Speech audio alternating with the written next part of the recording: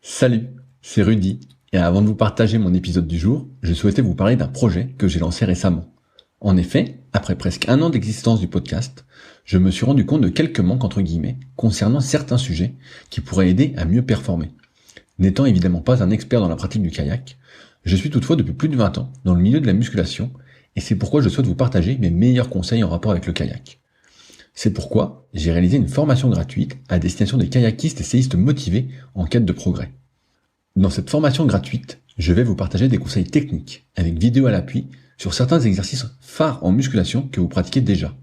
Je vais également vous partager des conseils alimentaires, et notamment sur comment prendre de la masse utile, mais aussi sur comment éviter au maximum les blessures au dos et aux épaules si fréquentes pour beaucoup. Enfin, je vous partagerai ce qui est pour moi un trait de caractère indispensable à cultiver pour aller encore plus loin, parce que votre réussite ne dépend que de vous. Si vous êtes intéressé par cette formation gratuite, cela se passe directement sur le site www.secretdukayak.org en renseignant votre email dans la petite pop-up présente sur la page d'accueil qui apparaît moins de 5 secondes après que vous soyez dessus. J'espère sincèrement que cela vous aidera. N'hésitez pas à me faire un retour après avoir suivi cette formation gratuite si vous aviez des idées, questions ou suggestions. Salut, c'est Rudy et je vous souhaite la bienvenue pour ce nouvel épisode des Secrets du kayak. Le but de ce podcast est de vous partager ma passion du kayak de course en ligne et de partir à la rencontre des champions. Qui sont-ils et que font-ils pour performer au plus haut niveau? Aujourd'hui, je vous partage ma conversation avec Olivier Berthoud, qui a été l'un des meilleurs Français fin des années 80 et début des années 90. On revient sur son parcours, sur les méthodes d'entraînement qu'il a testées avec plus ou moins de succès, sur l'encadrement dont il a bénéficié, mais aussi sur sa non-sélection pour le JO de 1992 à Barcelone. J'espère donc que l'épisode vous plaira. Je vous laisse maintenant découvrir Olivier et ses secrets. Salut Olivier, comment vas-tu aujourd'hui? Très bien. Bonjour Rudy. Ouais, tout va bien. Ouais. Écoute, c'est un plaisir de t'avoir sur le podcast. J'adore faire des interviews entre guillemets, et des discussions avec d'anciens champions. Euh, et je pense qu'il n'y a pas grand monde aujourd'hui des récents qui te connaissent, donc ça va te faire découvrir. Est-ce que tu peux nous rappeler ton premier souvenir de kayak? Euh, Mon premier souvenir, c'est quand j'étais parce que notre base nautique, elle était à Boulogne-Billancourt, sur 3 péniches. Il y avait 3 péniches qui étaient réunies ensemble, et par-dessus, c'était une maison en bois un peu, quoi. Et les hangars à bateaux étaient dans les péniches. Donc le clubhouse, en fin de compte, c'était une espèce de maison en bois avec les vestiaires et puis un petit bar et un appartement pour le gardien. Voilà. Et donc, j'avais fait pas mal de natation entre 5 et 10 ans. Et j'avais commencé à m'entraîner un peu plus. Et mes parents, ils souhaitaient, comment dire, que je fasse du sport, mais pas des compétitions. Et donc, ils m'ont pas réinscrit à la natation. Et après, ils m'ont proposé de faire une autre activité. Et comme c'était le kayak, c'était mercredi, samedi, dimanche, ça me permettait d'avoir un peu de liberté pour sortir un peu de chez moi, quoi. Ok, c'est original. Pourquoi tes parents voulaient pas que tu fasses de compétition? Alors ça, c'est grande question. Parce que ils se méfiaient du monde du sport et comme à l'école, j'étais pas non plus un champion. Ils préféraient que je me concentre sur mes études. Voilà. Tu, tu disais au club de Boulogne-Billancourt qu'il y avait 3 péniches. Est-ce qu'elles étaient proches ou ça faisait 3 clubs différents? Comment ça se passait? Non, c'était une construction sur la berge, 3 péniches l'une côte à côte. Ok, Donc tu avais une péniche c'était pour le hangar à bateau pour le kayak et 2 péniches c'était pour l'aviron. Et ok. au-dessus, ils avaient fait une chape, on va dire, et ils avaient construit un bâtiment. Donc, et de ce bâtiment, il y avait le clubhouse, les vestiaires et un appartement pour les gardiens. Donc toi, t'as commencé le kayak, t'avais 10 ans alors. Non, non, j'ai commencé plus tard. J'ai commencé en 83, je crois. Oh, non, je dis des bêtises. En 79, pardon. En 1960, ouais. Donc t'avais quel âge? J'ai plus ta date de naissance en tête. 1965, Ah, t'as commencé hyper tard alors. ouais, assez tard, ouais. Ouais. Et comment ça s'est passé alors tes débuts? Parce que à l'époque, si j'ai bien compris, le club de Boulogne-Billancourt c'était un peu, ça allait devenir une grosse institution du kayak. Est-ce que tes débuts se sont bien passés? Au début, c'était plus de l'initiation et puis l'amusement, quoi. Donc, on essayait un peu toutes les formes de bateaux. Et puis bah après, il y avait une bonne ambiance, mais j'étais pas encore vraiment. Le groupe existait, mais j'étais pas vraiment. Je faisais pas vraiment partie du groupe, quoi. Il y avait vraiment un groupe de compétition, et puis moi j'étais un peu quelqu'un qui s'initiait, quoi. Voilà. Et est-ce que tu as commencé tout de suite par la course en ligne ou tu avais également envie de faire de la descente ou du slalom? Alors, au départ, tu commences par des bateaux d'initiation, donc pour aller droit. Et nous, notre club, il faisait que de la course en ligne. Donc, le but du jeu, après, c'était d'avoir un bateau de course en ligne avec un gouvernail et puis où on allait en ligne droite, quoi.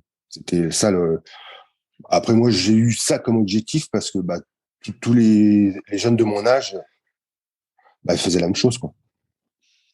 Et puis après, bon, on bricolait, quoi. On s'amusait sur l'eau, quoi. Qu'est-ce qui a fait que tu as rejoint le groupe de compétition? Parce que tes parents étaient opposés. Est-ce qu'à un moment, tu as eu un passe-droit où tu t'es entraîné plus Non, en fin de compte, c'est que le frère de Bernard, donc Xavier Bréjon, il avait 1 an de moins que moi. Et lui, par exemple, il monte en bateau seul parce qu'il n'était pas assez fort pour suivre les gens un peu supérieurs. Et moi, je montais aussi en bateau. Alors, lui, il allait d'un côté de la Seine et moi, j'allais de l'autre côté de la Seine. Et puis, on a fait ça pendant quelques mois. Et puis, au bout d'un moment, bah, on s'est rejoints, quoi. Et puis, on s'est entraînés ensemble. Et puis, comme après, on pouvait monter en K2, bah, on pouvait suivre comment dire, les gens plus forts, quoi. Voilà. Et après, c'est pourquoi j'ai fait de la compétition, parce que bah, j'ai été au Championnat de France. Mes parents m'ont laissé aller au Championnat de France en 1980. Bon, là, je débutais, hein. J'avais fait, je sais plus, dernier ou avant-dernier.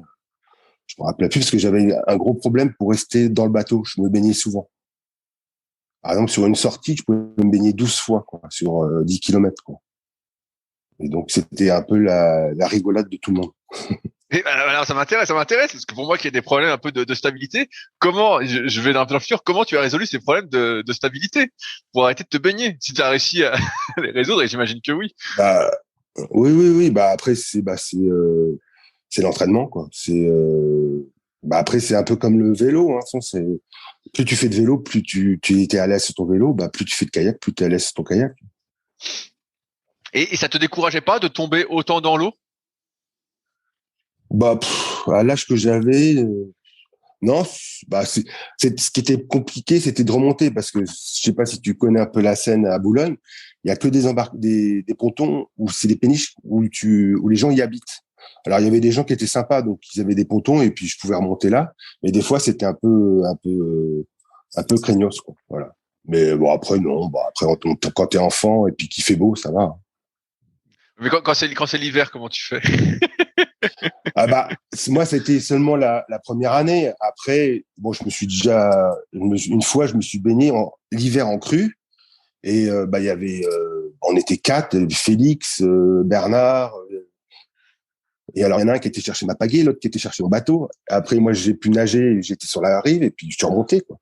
Mais bon, après, tu te poses pas de questions, hein. Ça fait partie du jeu, hein. Et puis, ça fait moins mal que de tomber sur du béton, hein. Ça c'est sûr. Là, tu dis que quand tu étais au championnat de France minime, bah t'as pris une raclée. Ouais. Qu'est-ce qui fait que malgré tout t'as persévéré après? Parce que là tu finis dernier, tu pourrais dire bon bah c'est peut-être pas pour moi l'activité, surtout que t'arrêtes pas de baigner entre guillemets. Qu'est-ce qui fait que tu persévères? En fin de compte, en 1980, c'est l'année où Bernard fait, je crois, sa première médaille au Championnat de France. Et moi, bah, Bernard, je le connaissais de vue, mais je le connaissais pas personnellement, quoi.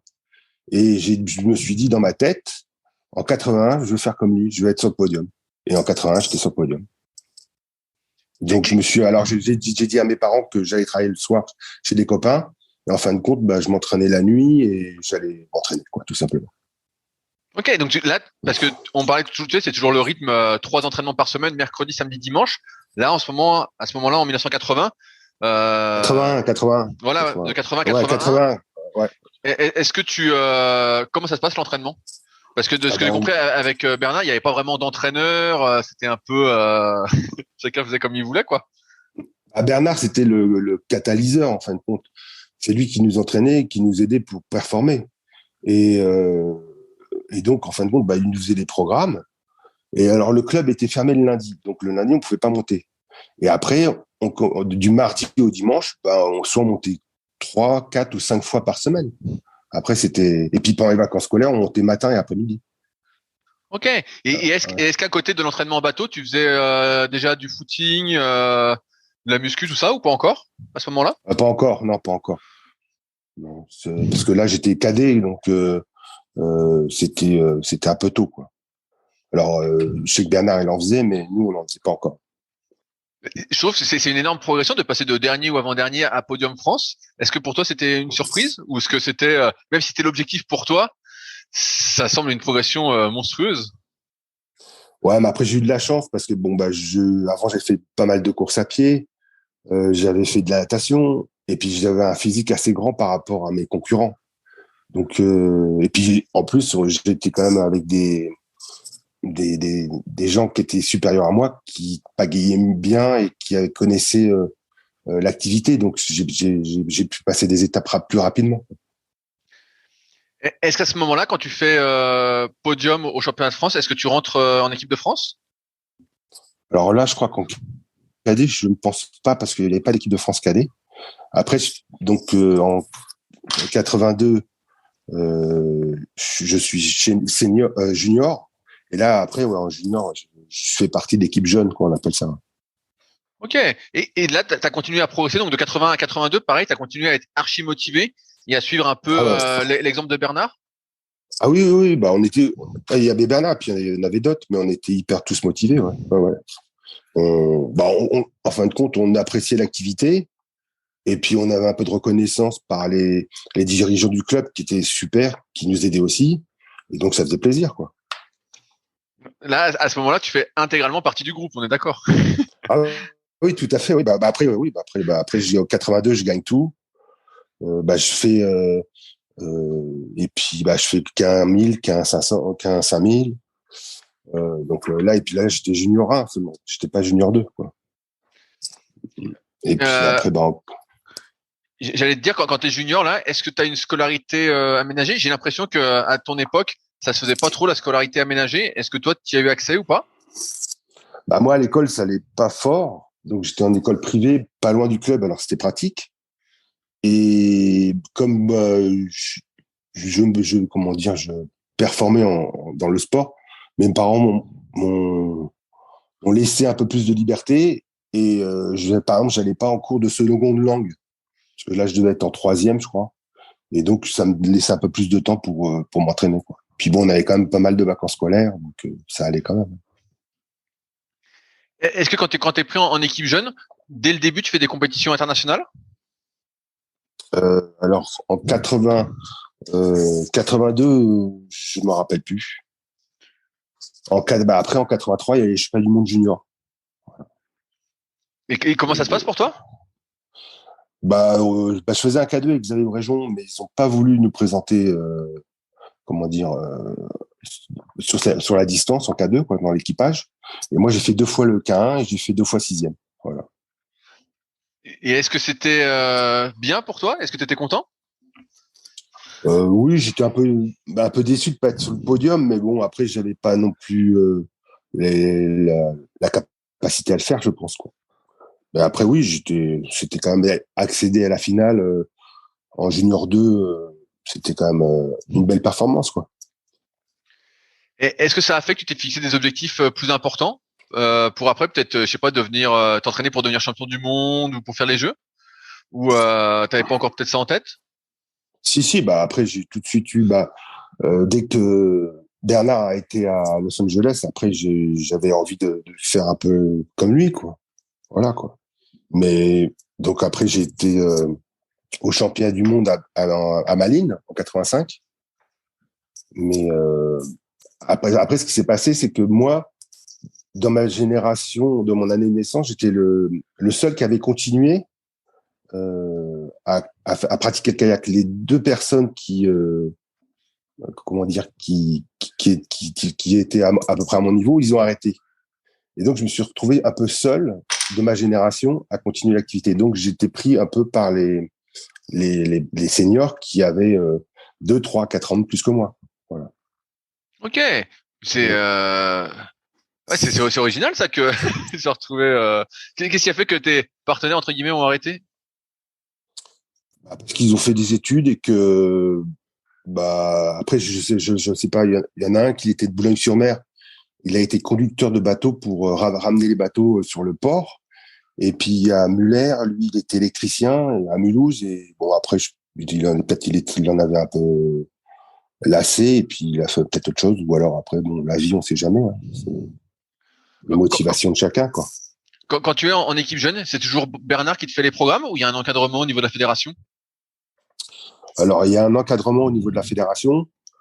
L'entraîneur, c'était notre CTR, c'était Bernard Bouffinier. Et après, comme un accord, Bernard nous faisait des programmes et puis bon, après, on essayait d'ajuster plus ou moins, quoi. Et comme moi, je faisais le monoplace, c'était pas très regardant, quoi. Voilà. Comment ça se passait les entraînements à l'époque? Parce qu'aujourd'hui, on voit, si tu as suivi après quand Kirsten Neumann est arrivé, tout s'est vraiment codifié, tout ça. À quoi ça ressemblait une semaine d'entraînement à l'époque? Après, je reviendrai sur Kirsten Norman, mais à l'époque, il y avait dans l'entraînement, en fin de compte, il y a deux théories. Soit on commence par la vitesse, dans un microcycle, soit on finit par la vitesse. En France, on commençait par la vitesse, on faisait une puissance, on faisait une aérobie, et des fois, on faisait une lactique. En Allemagne de l'Est ou en Russie, ils commencent par le moins rapide pour finir par le plus rapide. Voilà. Et moi, en fin de compte, l'entraînement, tu faisais de la vitesse, de la puissance, et puis une sortie longue, peut-être une musculation, et après, des fois, selon la période de l'année, soit tu faisais du lactique ou pas, quoi. Ok, donc ça veut dire que tu n'avais que des séances difficiles ou presque? Non, parce que l'aérobie, c'est 10 km à 152 pulsations, donc c'est un train, quoi, assez régulier, quoi. Et on n'avait aucune notion on n'avait pas la notion de vitesse de coup de pagaie. Ça s'est venu qu'après, ça, en fin de compte. Ok, donc là, tout l'entraînement était entre guillemets monitoré par la fréquence cardiaque? Tout à fait, ouais. Donc, Voilà. je me rappelle, donc c'était comme maintenant, c'était les ceintures cardio déjà à l'époque, c'était les polars, les trucs comme ça. Oui, tout à fait, ouais, tout à fait. Ouais. Ouais, c'était ça, ouais. Et après, on faisait aussi un test en laboratoire à l'INSEP sur un vélo qu'on avait mis sur une table et tu pédalais avec tes mains et ils faisaient des prises de lactate pour voir le déchet musculaire, le déchet que tu avais dans ton sang pour après travailler les seuils pour être plus performant. Ok. Et donc en fait, toutes les séances étaient programmées entre guillemets par rapport à une fréquence cardiaque, c'est-à-dire. En fin de compte, c'était plus par rapport à une vitesse. C'était par exemple, à 10 km, c'était 1 heure, 50 minutes. Quand on disait 2 minutes, tu essayais d'aller à 80% de ta force max, de ta vitesse max. Et puis, tout ce qui était vitesse pure, c'était même de la survitesse où c'était à 100%. Et puis, le lactique, c'était quasiment vitesse de course, quoi. Ok. Voilà. Et donc, à ce moment-là, tu t'entraînais combien de fois par semaine? Alors là, bonne question. Parce qu'après, en 84, je suis rentré au bataillon de Joinville. 84-85. Et bon, après, c'était quasiment tous les jours. Hein. 2 fois par jour, quoi. J'ai l'impression qu'il y en a beaucoup qui sont passés justement de ta génération ou de la génération d'avant par le bataillon de Joinville. Comment c'était? Est-ce que j'ai l'impression que c'est un peu le passage obligatoire de l'époque pour performer? Est-ce que j'ai bien compris? C'était un bel outil. Hein. Disons ça nous permettait de penser qu'au kayak pendant 1 an. Quoi.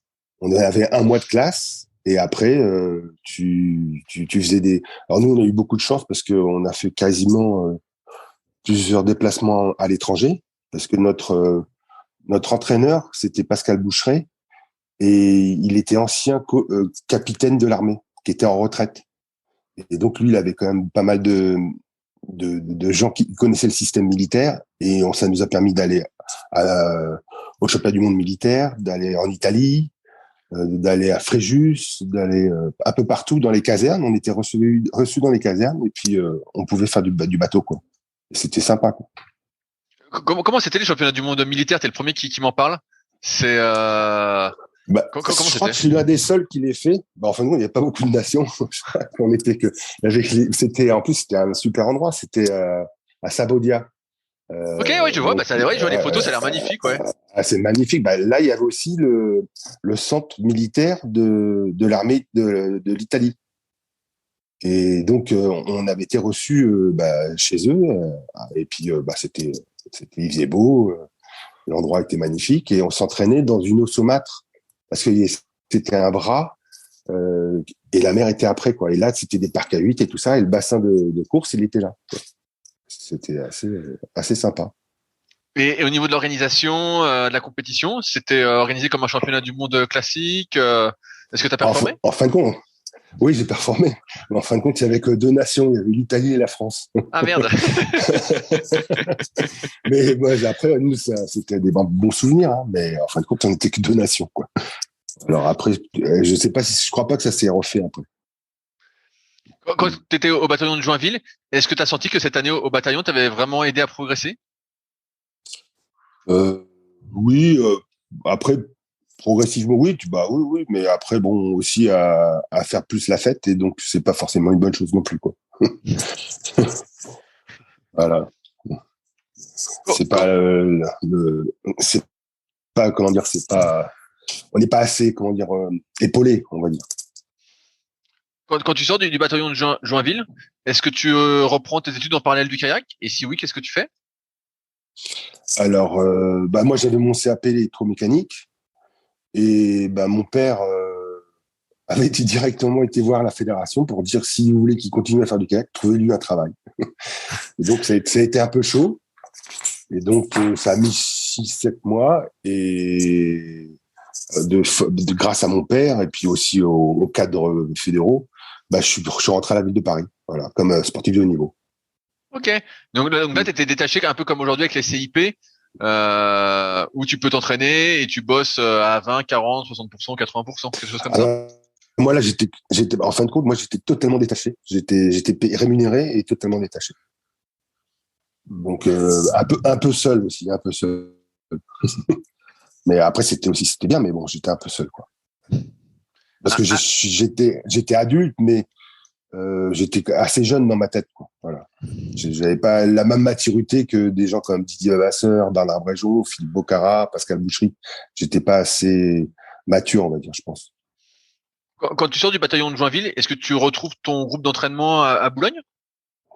Après, non, parce que ça devient, après Bernard, lui, s'en va vivre à côté de l'INSEP. Xavier, lui, il rentre à l'armée, mais il rentre pas au bataillon de Joinville. Félix, il travaille. Après, je suis un peu seul, quoi. Je suis un peu livré à moi-même, on va dire. Ok. Et je sais pas comment c'était à l'époque, mais t'avais pas moyen de rejoindre. Il y avait pas encore le pôle France de Vers-sur-Marne avec des athlètes qui s'entraînaient tous les jours ou quelque chose comme ça. Vers n'existait pas. Ok. Voilà. En fin de compte, avant, il y avait une base nautique à Nogent-sur-Marne. Maintenant, c'est la Fédération française d'aviron. Et après, on avait un bassin à Choisy-le-Roi où tu pouvais t'entraîner à Choisy-le-Roi. Mais moi, en plus, j'avais pas encore de voiture. Et puis, j'habitais Boulogne, quoi, chez mes parents, quoi. Ok. Alors là, tu t'es retrouvé. Donc, t'avais ton boulot et tout, mais en fait, tu t'entraînais tout seul, quoi, pratiquement. Voilà. Et après, des fois, Bernard m'appelait. Des fois, il y avait des regroupements le week-end. Donc, ça, c'était sympa. Donc, le week-end. Et puis, après, Bernard, il revenait le week-end aussi. Donc, mais c'est vrai que dans la semaine, bon, c'était un peu individuel, quoi. Et est-ce que par la suite, dans ta carrière, tu as eu un moment où tu as été mieux encadré? En fin de compte, ce qui s'est passé, c'est qu'à un moment donné, je progressais plus. Je me suis posé plein de questions. Je faisais des performances qui me plaisaient pas. Et donc, il y a Jean-Paul César qui m'a fait un programme et j'avais aussi, parce qu'après, bon, en fin de compte, après, j'ai rencontré ma femme et après, j'ai déménagé. J'ai vécu au Péreux de l'année 87-88. C'était avant les Jeux Olympiques de Séoul. Et là, j'ai pris un appartement au Péreux. Et là, je m'entraînais à l'INSEP où on était mieux encadré. Ouais, tout à fait. Mais bon. Ça a duré combien de temps cette période de non-encadrement, entre guillemets? Entre 85 et. Oh là là, attendez. C'est vieux. 85-86, on va dire. Ok. Et donc durant cette période, qui sont normalement, je vais dire presque tes meilleures années, vu que tu étais encore bien jeune, c'était un peu la galère pour s'entraîner, quoi, pour progresser. C'est pas la galère, mais j'avais aucune obligation, donc c'était assez simple des fois de rien faire, quoi. Et par la suite, quand tu as été à l'INSEP, est-ce que justement après il y avait un entraîneur tous les jours avec toi, il y avait un groupe d'entraînement, tout ça? Est-ce que tu as retrouvé ça? Après, non, on se retrouvait entre athlètes, mais après, il y avait des entraînements communs, mais des fois, les entraîneurs n'étaient pas souvent là parce qu'ils avaient aussi d'autres occupations à gérer.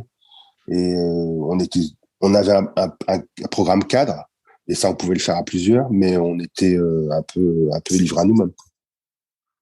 Ok, ouais, je te pose pas mal de questions parce que c'est vrai que ça change de l'encadrement actuel ou des champions qui sont encore en cours de carrière que j'interviewe. Et c'est pour ça que je te pose plein de questions, savoir comment c'était à l'époque. J'ai l'impression que c'était vraiment, fallait vraiment compter que sur soi-même. Disons que matériellement, on avait tout ce qu'il fallait, mais humainement, on n'avait pas tout à fait tout, je pense. Peut-être que matériellement, on était mieux aidés que les jeunes d'aujourd'hui. Tu veux dire que tu avais à disposition des bateaux, des pagaies, comme Ça, c'était grâce à ça, c'est grâce au club. Et puis après, ouais, comment dire, la fédération, elle nous donnait des moyens financiers qui étaient aussi pas si mal que ça, quoi, on va dire, pour l'activité qu'on pratiquait. Tu dis à partir de 90, t'as rejoint l'INSEP. Est-ce qu'à partir de ce moment-là, t'as commencé à reprogresser? Alors moi, je progressais, j'étais stable, je progressais plus aussi vite. Je me posais énormément de questions et je progressais plus aussi vite. Et donc c'est à ce moment-là que justement que j'en ai parlé avec Jean-Paul César et il m'avait fait un programme un peu plus que lui, il avait un BE 3e degré. Donc il m'avait fait un programme vachement plus carré. Et après j'avais rencontré aussi Miller et Kiev qui était la recherche à l'INSEP. Il y avait une nouvelle machine en musculation qui calculait tes courbes quand tu faisais un développé couché en un tirage planche. Et donc, ils ont calculé la vitesse de ma main quand je pagayais et la vitesse la force que je produisais quand je faisais du développé couché ou du tirage planche. Et après, on m'a dit, il faut mieux que tu travailles à tel poids parce que c'est plus proche de ton activité. Et ça m'a permis de passer un cap aussi. C'est hyper intéressant, ça. Et Ouais. est-ce que tu aurais encore des traces de tout ça? Pardon? Est-ce que tu aurais encore des traces des mesures que tu avais fait à l'époque ou quoi? Peut-être, ouais. Faut que je regarde. Ouais, si jamais tu arrives à retrouver, ça m'intéresse fortement. Ça a l'air hyper intéressant. Oui, après Miller et Kiev, alors il y en a un qui était parti au groupe Lagardère pour la préparation physique des tennisman, je crois. Mais je vais chercher, je te tiendrai au courant.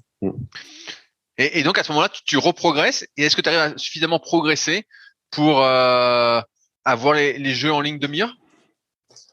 Oui, plus ou moins. Après, le problème, c'est qu'en 91, il y a les championnats du monde en France et je suis pas sélectionné.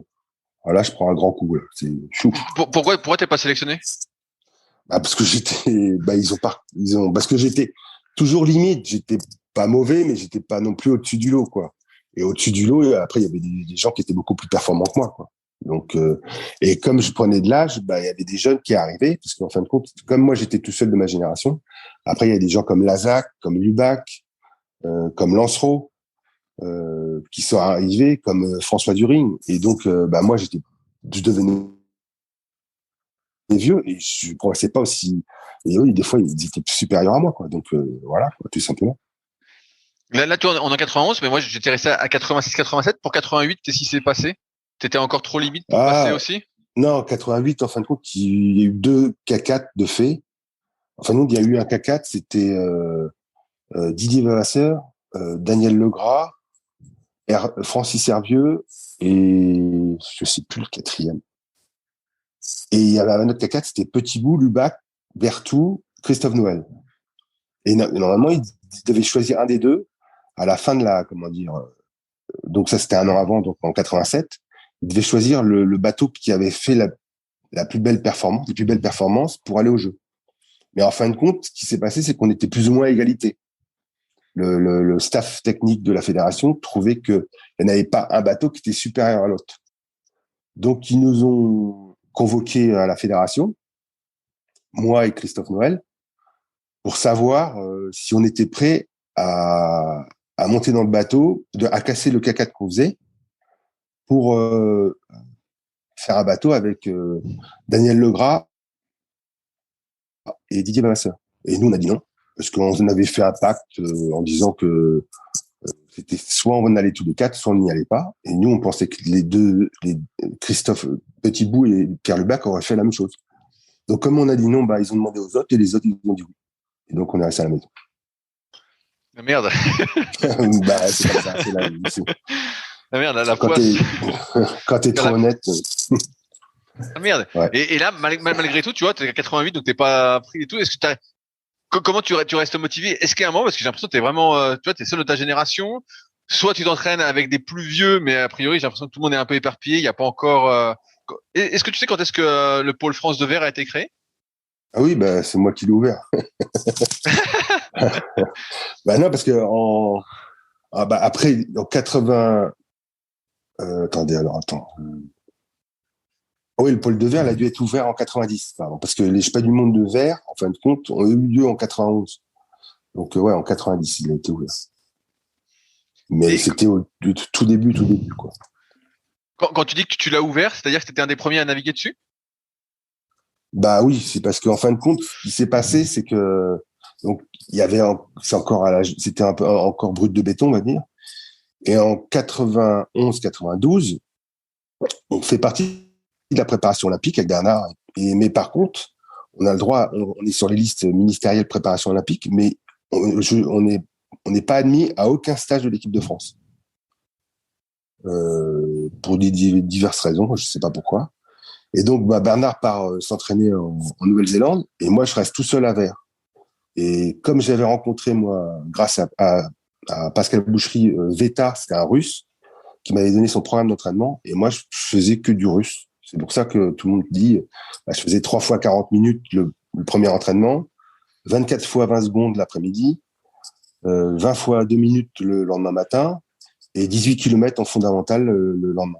Et après, une petite vitesse, et encore 3 fois 40 minutes à la fin du microcycle, quoi. Je faisais à peu près 150 km de kayak par semaine. Donc là, c'était 2 séances par jour et tu faisais ça et tu répétais ça 2 fois dans la semaine, quoi. Ouais, c'était 5 entraînements, une demi-journée de repos, 5 entraînements. Voilà. Plus la muscule.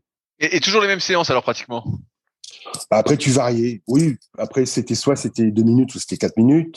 Soit c'était 20 secondes, soit c'était 10 secondes. Soit des fois, tu faisais aussi des 300 mètres, donc 1 minute. Par contre, le début de cycle et le fin de cycle, c'était toujours 3 fois 40 minutes. Et les Russes, eux, ils font ça à 4. Donc, ils font 10 minutes devant et après, ils tournent. Là, ils changent chaque fois, tous les 10 minutes, ils changent. Et toi, tu faisais ça tout seul, quoi. Tout à fait, ouais. Et 10 minutes de récupération entre chaque, quoi. Voilà. Et pareil, quand tu faisais les 2 minutes, parce que 20 fois de cas, pour moi, quand tu fais des 2 minutes, c'est mieux d'être à plusieurs, quand même. Ou même, pour des 20 trucs comme ça.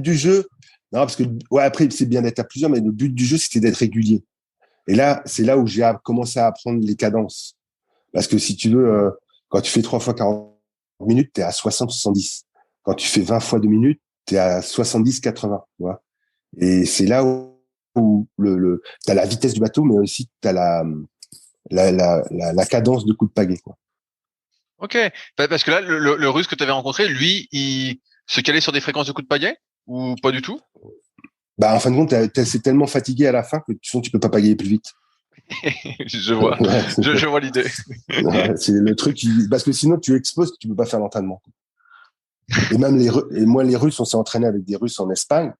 Le dernier entraînement du deuxième microcycle, le dimanche matin, c'est 3 fois 50 minutes. C'est plus 3 fois 40, c'est 3 fois 50. Et c'est des extraterrestres. Mais c'est super efficace, par contre. Et donc, avec ce régime d'entraînement, est-ce que tu as vraiment progressé? Parce que là, c'est quoi? C'est en 90 que tu fais ça? 90, 91, ouais. Mais oui, parce que ce qui est marrant, c'est que en 91, Bernard revient je sais plus de où, et on prépare les Championnats de France pour Beaucaire. Et donc, il y avait 3 semaines, et lui, pour une fois, il dit, bah tiens, on va faire ton programme. Parce que comme il avait vu que j'avais quand même pas mal performé, pas mal progressé, il dit, bah on peut essayer. Et donc, on fait des entraînements, tout ça. Et ce qui est marrant, c'est 3 jours avant, on s'entraîne avec Jérôme Varin et Philippe Renaud.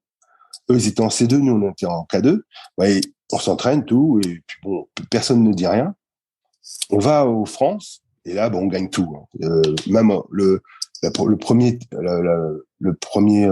première série, Bernard, il dit, bon, bah, on regarde les bateaux, qui c'est qui va vite. En fin de compte, on fait 3 coups de pelle, on a 2 bateaux d'avance. Et même Bernard, il en revient pas. Il dit, mais c'est quoi cette histoire? Et donc, bon, bah, on performe pas mal. Et après, j'ai rediscuté avec Jérôme Varin, et Jérôme Varin m'a dit, mais quand vous êtes entraîné il y a 3 jours, là, mais vous vous traîniez. Mais comment vous avez fait? Qu'est-ce que vous avez fait? Et il comprenait pas non plus.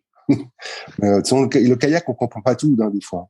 Ouais, mais ça faisait vraiment un volume d'entraînement énorme, quoi. Vraiment là, faut pas dire que tu t'entraînais. Là, tu faisais des siestes. Oui, c'est clair. Mais c'était des volumes, mais c'était des volumes à des vitesses bien définies. Donc, c'est en fin de compte, quand tu regardes quelqu'un qui fait du vélo ou quelqu'un qui fait de la course à pied, alors bon, les sports assis, de toute façon, il faut faire 2 fois plus qu'un sport debout. Donc, quelqu'un qui fait du vélo, tu regardes le nombre de kilomètres qu'il fait par an, c'est monstrueux. Donc en kayak, et nous en plus avec la force des bras. Donc il faut vraiment travailler pour performer, quoi. Est-ce qu'avec ce volume d'entraînement à côté, tu faisais de la muscu, t'arrivais à performer en muscu? Alors muscule, j'étais pas trop mauvais, mais après je progressais pas énormément, quoi. J'avais, je sais pas, je faisais 85 kilos, j'arrivais à soulever 80 kilos, 90 kilos max, quoi.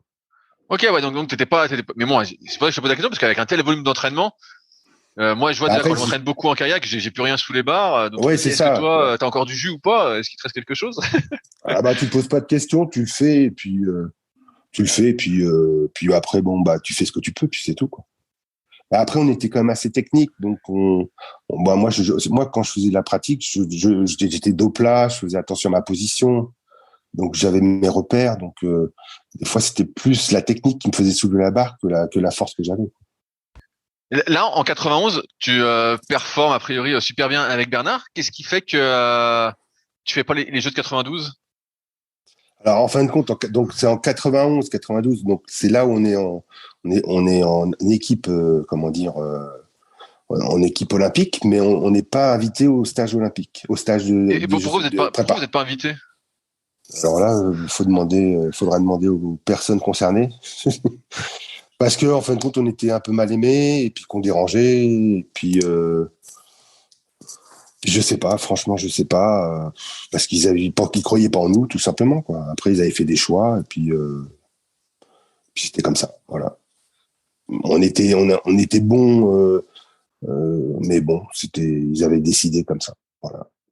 Mais après, ils auraient pu même ne pas nous mettre sur les listes olympiques, et ça aurait été encore plus dur pour nous, donc c'était pas plus mal que, déjà, ils avaient quand même laissé sur les listes olympiques. Et donc, c'est pour ça que je te parlais de verre, que, en fin de compte, bah, quand les gens, par exemple, ils étaient en Guadeloupe au soleil, bah, moi, je m'entraînais tout seul à Vers-sur-Marne. Donc, c'est pour ça que je dis, c'est moi qui ai un peu étraîné le bassin, quoi. Et pour 92, qu'est-ce qui fait que, comme vous n'étiez pas sur les cas, invité au stage, tout ça, après, quand il y a eu les sélections, vous n'êtes pas passé? Alors, en fin de compte, ce qui s'est passé, c'est que, donc, en 92, moi, je me suis fait mon propre programme, et j'étais tout seul avec ma famille, parce que là, j'avais un enfant, qui avait 2 ans, Thomas. Et donc, j'étais à Tempes-sur-Lot, et donc tout seul, avec ma femme et tout. Et puis bon, bah, et à Tempes-sur-Lot, je rencontre un club allemand de Wolfsburg, là où il y a le siège de Volkswagen. Et l'entraîneur, c'est un ancien allemand de l'Est. Et ils étaient 2 entraîneurs. Et puis, bah, je demande si je peux m'entraîner avec eux. Il me dit oui. Et puis, en fin de compte, c'est totalement différent de ce que je faisais avant. Ah bah alors, qu'est-ce qu'il te propose? Bah, alors là, c'est 4 entraînements par jour. Ah! Ouais. Mais c'est des entraînements qui durent 1 heure, quoi, à peu près. Et donc là, tous les matins, c'est 10 km à 62 coups de pelle minute. Après, soit tu fais une muscule 80 répétitions sur un circuit training, soit tu fais de la puissance en bateau. Et inversement, l'après-midi, si tu as fait le bateau le matin, tu le fais l'après-midi. Et après, tu fais une séance de compensation, soit en course à pied, soit en bateau. 6 kilomètres, tranquille, quoi. Et donc, Ok. pareil, tu fais ça 2 jours et demi. Et le dernier jour, tu fais un chrono. Un chrono, une vitesse, ça dépend. Et tu peux faire une force en muscule aussi. Et un chrono, quand tu dis un chrono, c'est quelle distance? Bah, après, ça peut être des 300 mètres, soit c'est des 500 mètres, soit c'est des 1000 mètres, quoi. Ok. Mais est-ce que t'as pas après là, j'ai l'impression que l'effort est quand même plus précis, donc t'as moins de fatigue peut-être qu'avec l'entraînement russe entre guillemets. Alors, en fin de compte, bah, pendant le stage, ça a été. Et comme j'avais bien sympathisé avec les entraîneurs, ils m'ont dit, bah, on va te faire un programme là jusqu'aux sélections. Et donc, il m'a expliqué que j'étais pas assez fort en endurance musculaire. Donc, il me fait un programme et je rentre donc la semaine d'après. Je commence le lundi.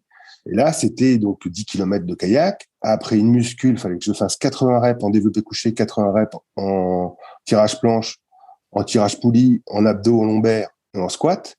Et 3 fois. Donc, je le fais. L'après-midi, je refais alors une puissance en bateau et après un petit tour ou un petit footing. Donc, je fais ça 2 jours et demi. Et le mercredi matin, je commence à faire de la puissance, il m'a dit de faire de la puissance. Et là, j'ai cru que mes bras allaient exploser. J'ai cru qu'ils allaient exploser mes bras. Bon, j'arrive à faire la séance, je vais faire ma vitesse. Et le jeudi matin, bah, je pouvais plus plier mes bras. J'avais tellement de courbatures que je pouvais plus plier les bras. Et c'était c'était la folie, quoi. Donc, je me suis quand même forcé, j'ai pagayé. Et puis après, j'ai encaissé l'entraînement. Et après, bah voilà, j'étais encore plus fort qu'avant, quoi. Mais c'était comment dire, impressionnant, quoi. C'était dur, mais très efficace, quoi, on va dire. Alors, on voit là un truc qui revient pas mal dans ta carrière, c'est que t'as vraiment progressé quand t'as fait un gros volume d'entraînement quoi. Volume, et puis quand tu changes aussi, le fait de changer de façon de travailler. T'as la méthode, on va dire, la méthode française, la méthode russe, la méthode allemande, et puis il y a aussi la méthode hongroise, comme ça que j'ai pas fait, mais je pense qu'il y a 4. En plus, la méthode française, c'est un peu la méthode européenne, on va dire. Qu'est-ce que tu appelles la méthode hongroise? Alors moi, j'ai jamais fait la méthode hongroise, mais la méthode hongroise, eux, ils font beaucoup de 2000 mètres. Alors, ils font des 2000 mètres avec virage. Leur sélection, c'est ça. C'est 1000 dans un sens, 1000 dans l'autre. Et ils font... alors, par exemple, ils ont... des fois, ils avaient des entraînements, il fallait faire le tour d'une île. Donc, ils avaient 3 jours, mais eux, ils le faisaient en 2 jours. Comme ça, après, ils avaient un jour de plus de récup, quoi. C'était les clubs à Budapest. Il y a 100 clubs de course en ligne à Budapest, donc c'est énorme. Et après, ils faisaient beaucoup en muscule, c'était des 10-10, 10 séries de 10, quoi. Tirage planche, tirage barre fixe et développé couché. C'était très très fort en musculation. Ok, donc leur test c'était plus sur des séances aérobie entre guillemets. Voilà, c'est ça, ouais, tout à fait. Ouais. Mais après, ils avaient aussi une école de pagaie, parce que quasiment tous pagaient pareil. Ils avaient vraiment une façon de pagayer propre à eux, quoi. Est-ce que tu penses, tu vois, que ça t'a manqué ça justement d'avoir été encadré sur la technique pour avoir peut-être une meilleure gestuelle? Sûrement, oui, oui. Après, oui, sûrement. Mais après, peut-être des éducatifs, mais l'éducatif russe, c'était pas mal. Et après, là, quand tu as la condition physique allemand de l'Est, bah, c'est assez facile, quoi. Qu'est-ce qui se passe en 92 pour toi? Alors en 92, Bernard, je sais pas s'il continue ou pas, donc il était parti 3 mois en Nouvelle-Zélande ou 2 mois, je sais plus. Et il m'appelle un matin, il m'a dit ouais, bah en fin de compte, je suis motivé, si tu veux, on peut essayer de faire un cadeau ensemble. Donc voilà, quoi. Donc bah, moi j'étais content. Et puis il rentre le jour ou une semaine avant des championnats de France de fond, qui était à Caen, je crois. Et bon, il les court pas parce qu'il avait le décalage un peu dans son corps. Et ben moi je le fais et puis je gagne, quoi. Donc il était content pour moi et puis après on a commencé à s'entraîner et puis voilà. Et puis on va à Malines où on avait comme objectif, on souhaitait passer en K2, mais c'était quand même un gros challenge de battre Bocara Boucherie, quoi. Et première compétition internationale, on bat Bocara Boucherie sur le K2000. Donc on est un peu surpris, mais bon, on est content. Et on pensait aller à Las Vegas, c'était la course hongroise, mais là ils nous disent bah non, c'est seulement pour les gens qui sont en préparation olympique plus, vous êtes pas invités. Donc voilà quoi. Ok, ok, ok. Mais est-ce que je peux te demander comment tu ressens les choses à ce moment-là? Bah là c'était le début de saison. Moi je sais que j'avais fait le maximum pour être très fort. Je me pose pas trop de questions, on continue à s'entraîner, on travaille et puis on se pose pas trop de questions. On est motivé pour continuer la saison et puis on verra bien à la fin quoi. Comment se passe cette fin de saison? Alors après, on va à Paris, et course internationale à Paris, où là, on rebat Boca à Boucherie, et on bat aussi Olivier Lazac et Pascal Lanceron. Et donc, bon, on est content. Et puis, bah là, bon, la fédération nous parle pas trop. Et après, il y a Duisbourg, un mois avant les Jeux. Alors là, c'était vraiment la grande compétition, 2 bateaux par pays. Et bah, on va là-bas. Et en K2 500, on n'a pas vraiment performé. Et Lazac et Patrick Lancereau ont mieux performé que nous. Par contre, en K2000, on se retrouve en finale, ainsi contre Boca à Boucherie. Et là, nous, on fait 4e et eux, ils font 8e. Voilà. Mais c'est eux qui vont au jeu. Ok. Pourquoi je ne sais pas. Mais... Et sur 1000 mètres, on leur a mis 4 secondes. Voilà. Et est-ce que ça te motive peut-être à prendre ta retraite par la suite en voyant que les portes se ferment malgré tes progrès, malgré le fait que théoriquement tu aurais dû être sélectionné? Alors c'est assez compliqué parce qu'en fin de compte, bah, nous on n'est pas tellement contents, donc on essaye de remuer ciel et terre, et donc on décide de faire une procédure contre la fédération. Alors la grosse erreur qu'on a fait, c'est qu'on a fait comment dire, on a fait une requête Berthoud-Bréjon contre FFCK, et on n'aurait jamais dû faire ça. On aurait dû faire ACBB contre FFCK. 2 identités différentes. Parce que tu as beaucoup moins de points, quoi, on va dire. Et bon, on fait la requête. Alors, la requête, bah, de toute façon, le problème entre le moment où tu fais la requête, c'est tribunal administratif, et le moment où tu as la décision, bah, de toute façon, les Jeux Olympiques étaient passés, quoi. Et est-ce que ça te pousse à prendre ta retraite ou tu continues malgré tout avec l'espoir de 96? Bah, en fin de compte, donc, on se retrouve au comité olympique français pour signer, comment dire, un protocole d'accord, parce que si je ne faisais pas ça, il m'enlevait ma convention, il m'enlevait tout, et puis moi je me sentais bien, j'avais jamais été aussi fort, et puis je commençais à comprendre mieux l'entraînement, et donc j'avais quand même encore des capacités, je pense, quoi. Voilà.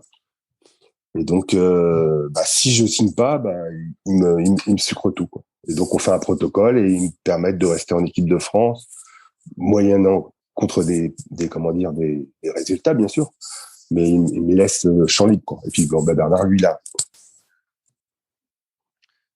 Comment ça se passe Et, alors pour toi après en 93, 94?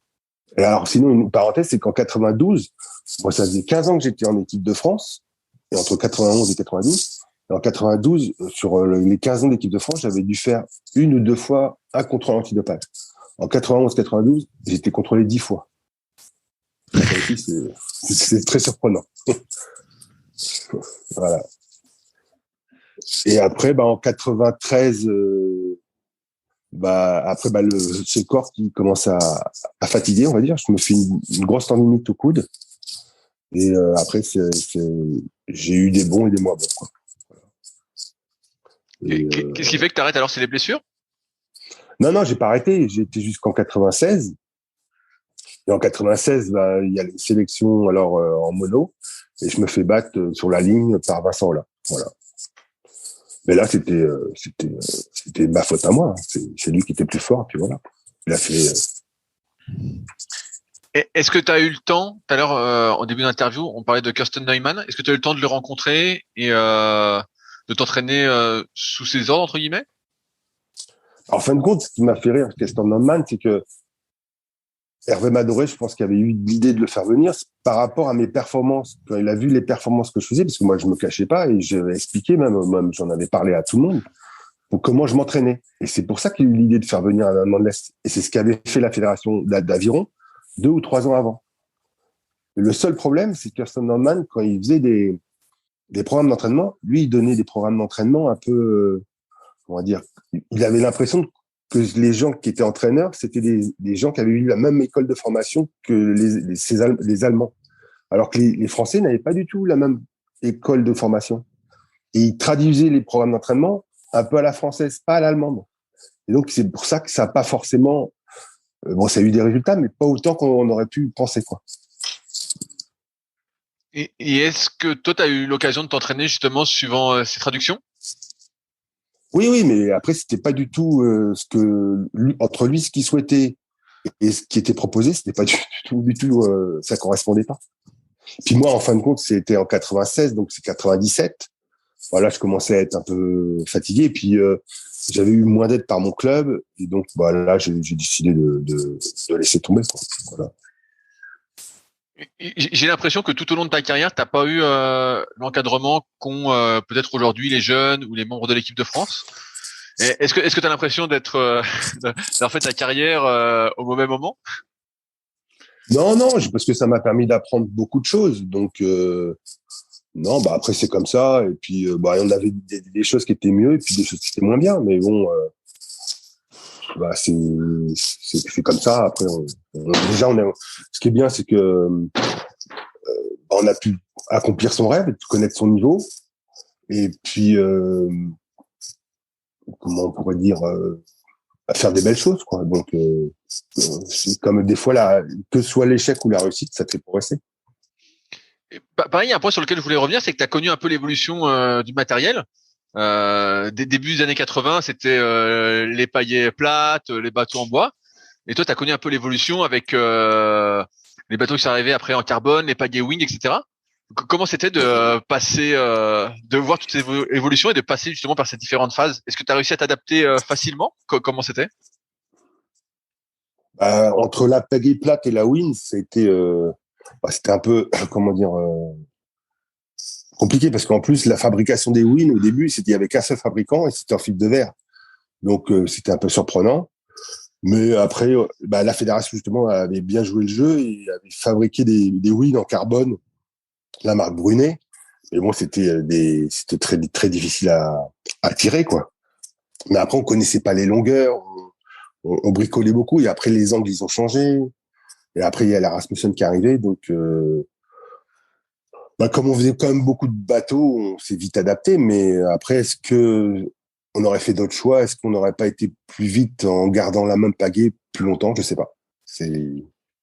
Justement, j'avais une question parce que les pagaies, moi, j'ai récupéré une Strover justement, et je vois que l'angle il fait 85 degrés, et je vois maintenant, de ma meilleure expérience, que souvent l'angle qu'adoptent la plupart des gens c'est entre 50 et 60 degrés. Est-ce que toi, quand t'es passé dans une pagaie Rasmussen Wing, justement, t'as diminué l'angle aussi? Nous, on était à 70 degrés, je crois. Je suis toujours à 70 degrés. 50, 60, ça me surprend, mais 70, 75 degrés. Parce qu'après, il y a l'histoire du vent de face. Si tu as le vent de face, c'est compliqué, quoi. Mais après, après, ça dépend comment tu calcules ton angle. Hein. C'est toujours pareil aussi. Ça dépend comment, parce que c'est selon les méthodes qu'on calcule l'angle, on peut pas avoir forcément le même degré. Je vois ce que tu veux dire. Et en termes de bateaux, est-ce que de passer de bateaux bois à des bateaux en carbone avec peut-être des formes plus profilées, est-ce que pareil, c'était bizarre en termes d'équilibre? Est-ce que tu t'y es rapidement fait? Alors moi, j'ai toujours navigué en bateau bois et mon dernier bateau, c'était Cleaver X. Ok, je vois.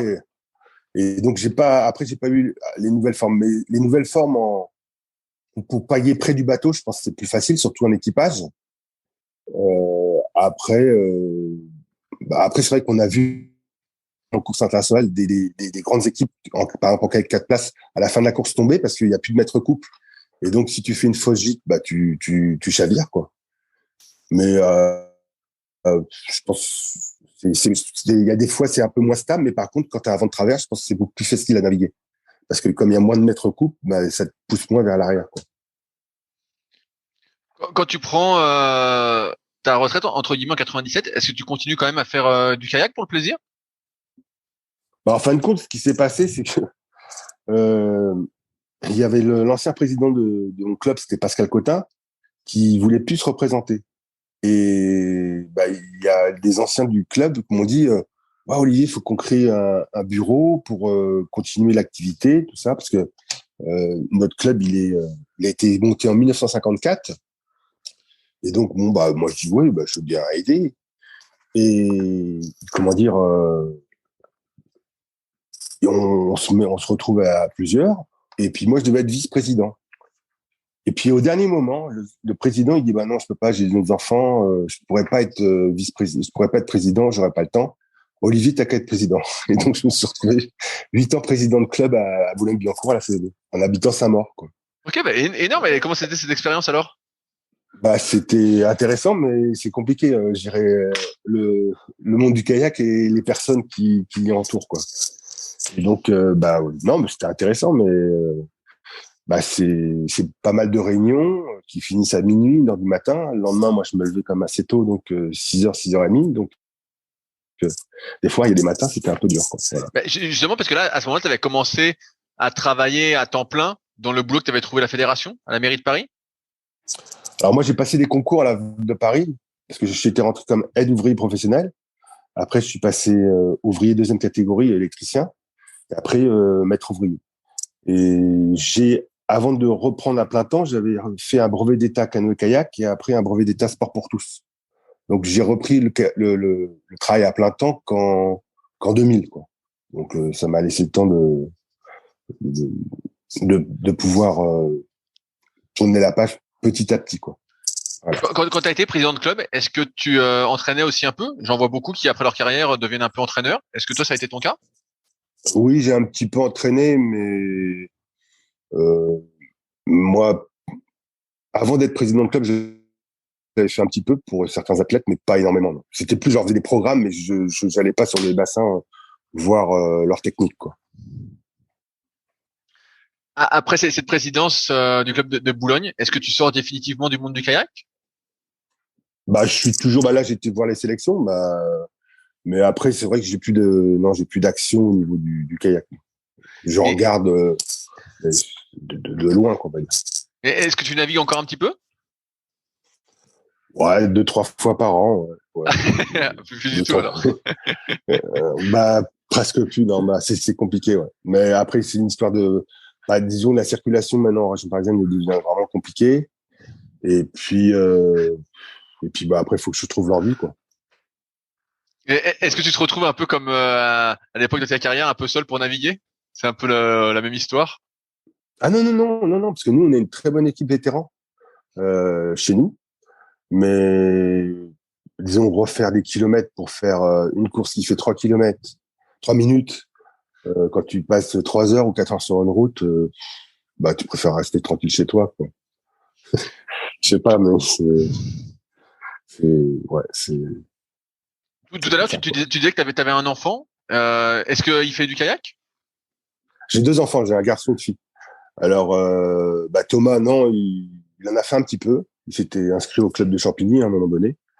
Et ma fille Julia, non, ils font Thomas, elle a fait pas mal de handball, mais il a arrêté assez rapidement. Et bah, Julia, elle fait un peu de sport, mais de conditions physiques, mais voilà. Si tu pouvais revenir en arrière et changer quelque chose dans ta carrière, qu'est-ce que tu changerais?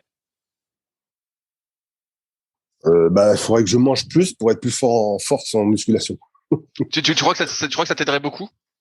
Bah ouais, parce que après, quand j'ai commencé à faire le programme allemand de l'Est, bon, j'étais capable, je te dis, de faire 60, 70 reps en 2-3 minutes et 3 fois de suite. Et j'étais capable en force ou en puissance de faire 10 ou 12 fois 90 kilos. Par contre, je faisais 110 en couché, en max, c'est tout. Et quand moi j'ai continué la musculation, là, maintenant j'ai déjà réussi à faire 130 en max, et parce que j'avais plus de repos et que je suis un peu plus épaissi, on va dire. Donc voilà quoi. Donc je pense que l'alimentation et les cycles de force pour passer un cap, pour être plus rapide en bateau, je pense que ça peut changer énormément de choses. Comment ça se passait l'alimentation pendant ta carrière? Est-ce qu'il y avait, j'allais dire, est-ce qu'il y avait un suivi ou c'était à l'arrache? Non, bah à Nicept, qui était bien entouré, bah, il y avait une diététicienne. Et puis moi j'aime bien cuisiner, donc non, bah non, on prépare à manger, non. Puis bah après moi comme j'ai eu des jeunes enfants, j'ai fait, je faisais des soupes maison, des trucs comme ça.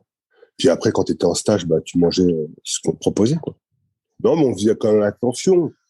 Bon, on n'avait pas beaucoup de compléments alimentaires, mais on faisait attention quand même. Et est-ce que tu es passé aussi par ce que faisaient beaucoup, à savoir des coupures l'hiver pour faire du ski de fond et plus de muscu, ou toi tu montais vraiment toute l'année? Moi, j'essayais de monter toute l'année. Parce que moi, j'ai oublié de dire, j'avais été aussi en sport-études à Besançon en 82-83. Et là, justement, il faisait une grosse coupure et moi, je supportais pas ça. Et donc, non, nous, on essayait de monter quasiment, ça m'est même arrivé de monter le 31 décembre, quoi. Voilà. J'ai l'impression que t'as pas fait beaucoup de stages à l'étranger, contrairement à d'autres. Est-ce qu'il y a une raison particulière à ça? Bah, j'en ai fait quand j'étais plus jeune, j'étais à 2 ou 3 mois en Pologne, parce que je suis pas du monde junior, on a été en Pologne. Après, j'ai fait Poznan en 91. C'était en Pologne et pareil, on a été aussi resté 2 ou 3 jours, 15 jours ou 3 semaines en Pologne. Après, on était en Hongrie.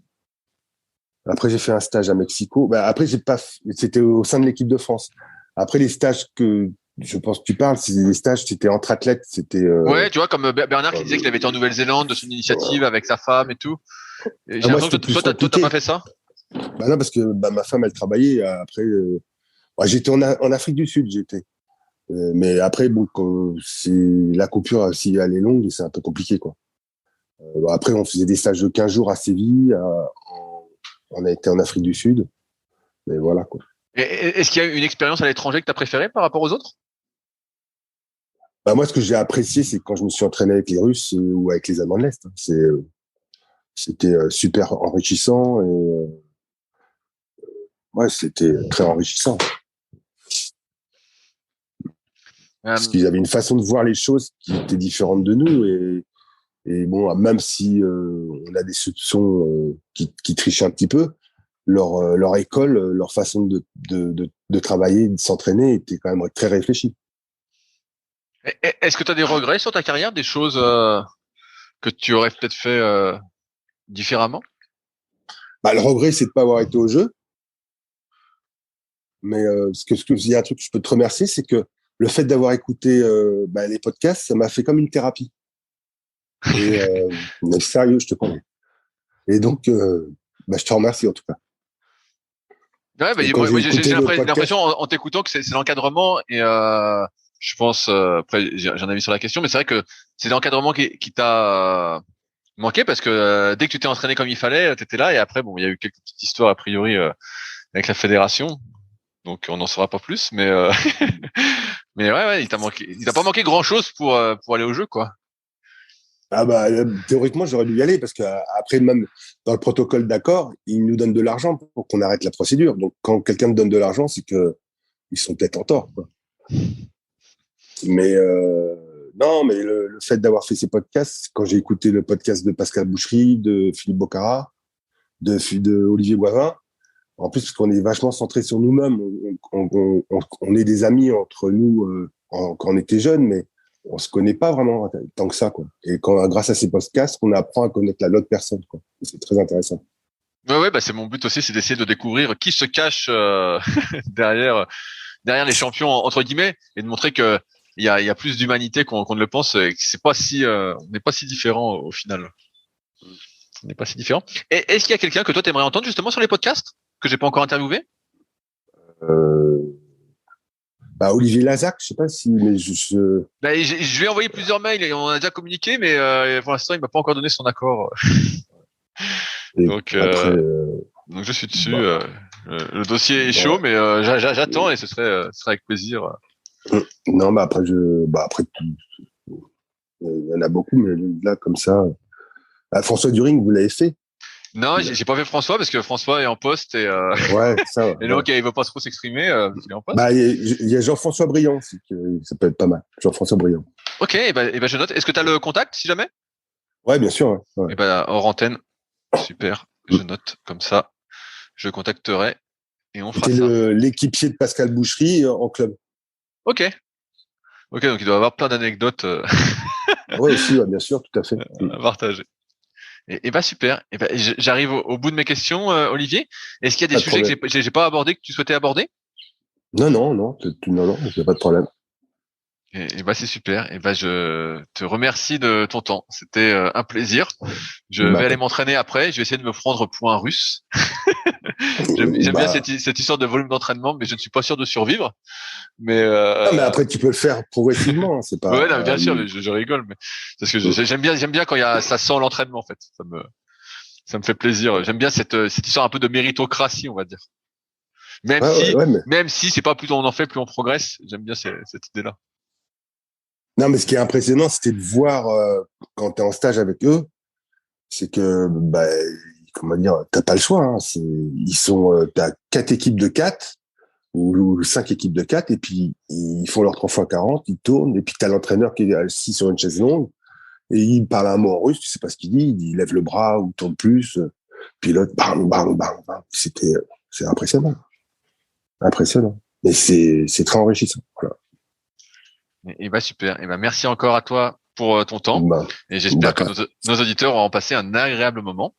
Je te tiens au courant quand ça sort et puis peut-être au plaisir, sait-on jamais. Bah, avec plaisir, ouais. Salut à tous. Merci. Merci. Si vous êtes encore là, c'est que l'épisode vous a plu. Dans ce cas, je vous invite grandement à m'aider à faire grandir ce podcast en mettant une note de 5 étoiles et un commentaire d'encouragement sur l'application de podcast où vous l'écoutez et plus particulièrement sur l'application podcast d'Apple. Cela m'aidera d'autant plus à accueillir les meilleurs kayakistes français grâce à la crédibilité que vous me donnerez. Enfin, vous pouvez retrouver la retranscription écrite de cet échange sur www.secretdukayak.org. En attendant, laissez glisser et à la semaine prochaine.